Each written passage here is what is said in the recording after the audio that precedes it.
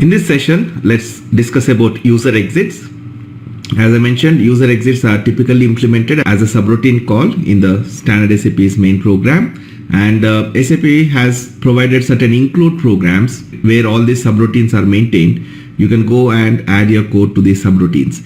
So to find all these user exits, and as I said, there are two steps involved when we discuss about enhancements. One is finding the enhancement and second is implementing the enhancement. So the first step is finding the enhancement. So how do you find these user exits?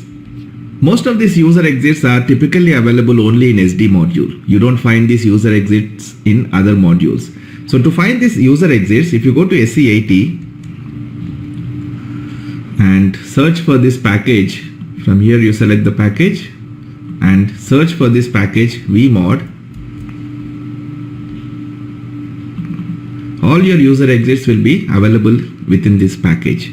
So if you expand this include program, so these are the different include programs in which you'll be finding the exits, and most famous ones are for sales module MV45 AFZA, ZB and ZZ, and these are also standard programs. These include programs are also standard programs. So when you try to open any include program,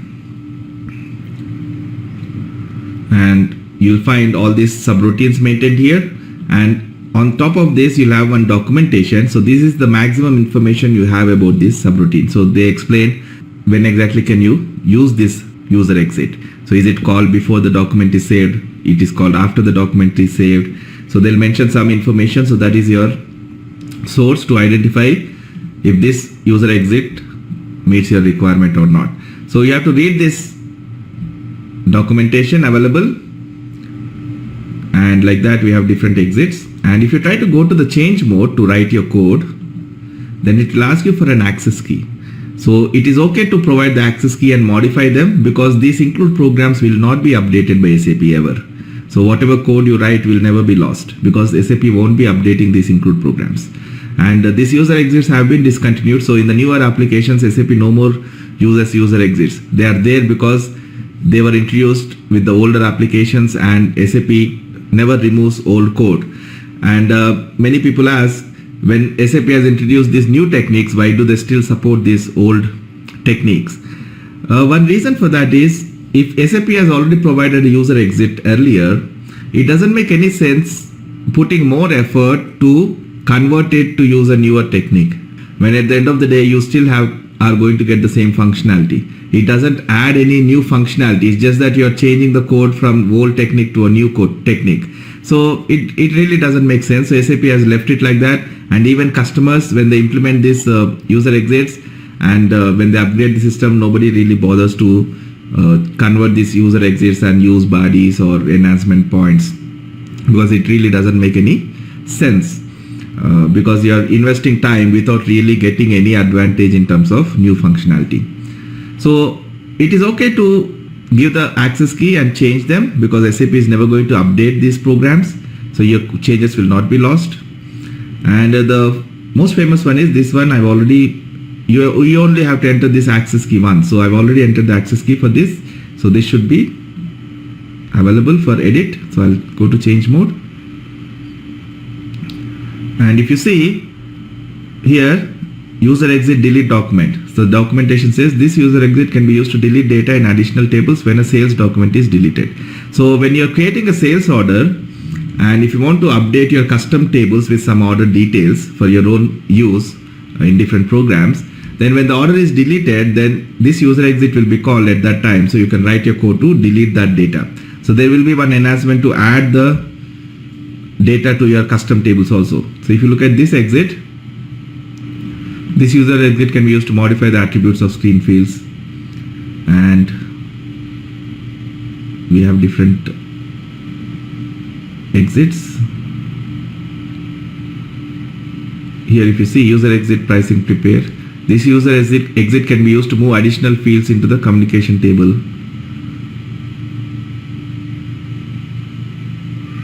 And here if you see user exit save document, this is called when the document is saved. So this user exit can be used to save data in additional tables. So if you want to save some data in your custom tables about the sales order, so that you can create some other report to use that data, then you can add the data here in this exit, and there's a exit available when the document is deleted. So you can use that exit to delete those additional data, right?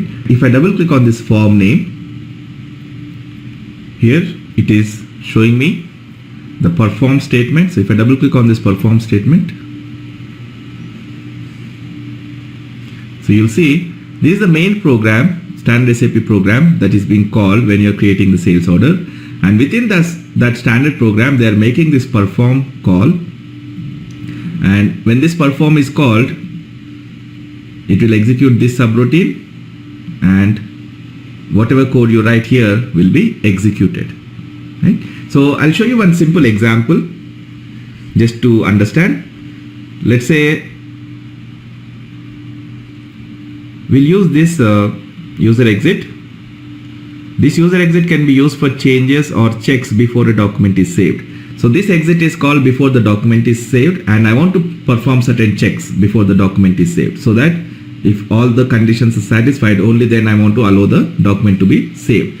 If I go to this transaction VA02, in VA01 you can create the document, and VA02, let me change this existing document. And if you look at this order quantity for the item, by default SAP doesn't do any checks when you are entering this order quantity. And let's assume our company is into wholesale, so all the orders should have a minimum quantity. Below that, it should not allow the sales order to be created. So let's say our minimum order quantity is 50. So if the user enters any order quantity less than 50, then we have to validate and accordingly show an error message. By default, this functionality is not available in standard SAP application. So I'll use that user exit to achieve this functionality. So I'm kind of customizing this application to meet my business requirement. So if I change this, if I keep a breakpoint here in this user exit, let's say I'll keep the breakpoint here. And if you actually look at this field, order quantity, the field name is KWMENG, right? And if let's say I'll change it to 20.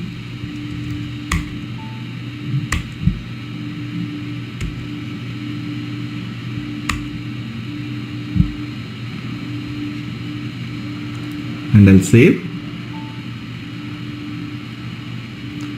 You see, this is calling this user exit. And here, since this is a subroutine that is called when the main program is running and the perform statement is in the main program, I will have access to all the global data of this program. Okay. And in fact, this include program, that is where the subroutine is maintained, is actually added in the main program itself. So this code is part of the main program itself. So if you look at this standard structures, so we know that the standard tables for sales order is header data is VBAK and item data is VBAP. And if you look at this internal table XVBAP, how do I know I should be looking for this? That comes with experience. So generally SAP uses these names, X table name. So if for a billing document it will be XVBAK, XVBAP, the internal tables which have those details. So similarly for sales document it will be XVBAP for item and XVBAK for header. So if I look at this table, you'll notice the item details are passed. So this is the item number. And if I look at the quantity field,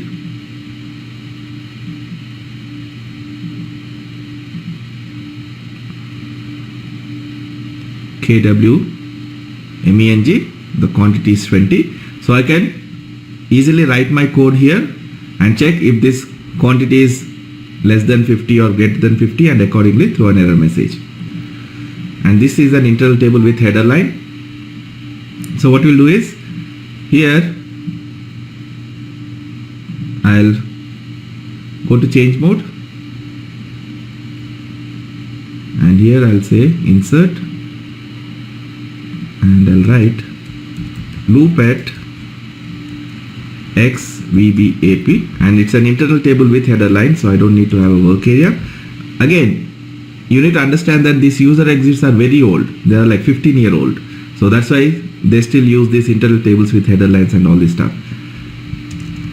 And I can say if XVB AP KWMENG less than 50, then I can say message item quantity should be more than 50. Again, when you are implementing these enhancements, be very careful, because whatever changes you make here will affect everybody who's using this application. So you should always keep your code within an if condition. So you check for an if condition, and only for that condition you want to execute your code. Don't simply write code without any restrictions, because for every person who is using this application, your code will be executed. So unless you really test all the scenarios, then you can never be sure that this functionality works for everybody or every scenario, right? So be very careful when you do it and activate it. You generally save this to a request. So if you already have a request, you can save it. Otherwise, when you get this dialog box, simply click on this create button, create request, and give some description. Let's say click on save, and now using this F4 you can select your request, or you can click on this own request button to list all your requests, available requests, and you can save it to any request. So I've added this code. Now let's see if our logic works. I'll keep a breakpoint here and reload this transaction.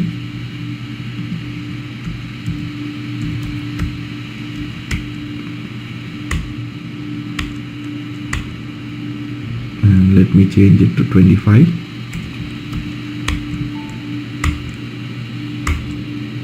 If you get these warning messages, you can simply hit enter, and when I click on save, it should call our code, and I'm saying loop at this, and the order quantity is 25, so it should show our error message. It actually saved the document, so let's see what's wrong. I think it's checking for decimal, so I can say 50.000.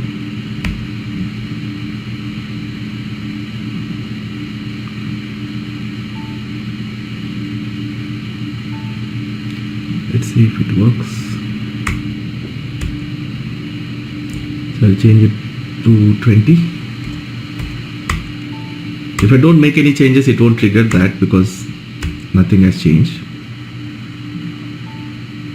Let's see. Ideally, we should be using constants. We should not be using these literals. So it's 20. Now the if condition is satisfied. So it is now showing us this error message and not allowing the document to be saved. So you can use this user exits to do things like this. So all you have to do is find the exit for your requirement. So all these exits are available in this include program. So you have to really go through the include programs to see what exits are available and what is their purpose, or read the documentation here. So once you spend time in SAP, you kind of get familiar with these things, so it will be at the back of your head, but initially you'll be struggling to understand. But the good thing is, since these enhancements are universal, that are available in every SAP system, they are not company specific as such. So if you search in internet, you'll be getting a lot of help on this user exit. So if you search in internet, or if you search in Google for user exit to validate before saving the document, then you'll find a lot of information about different exits available that can be used for that purpose. So that way it is useful, but it will take some time for you to get familiar with all these exits. So in short, this is about user exits. They're called as a perform statement in the main program, and SAP gives you one subroutine within an include program, and these include programs will be added to the main program. So you can write your own code within these subroutines, and you'll have access to all the global data that is available within your subroutine, and you can implement any such functionality. So that's your user exits. So just remember, all these user exits are available in this vmod package. Okay, so that's about user exits. Let's discuss about customer exits in the next session.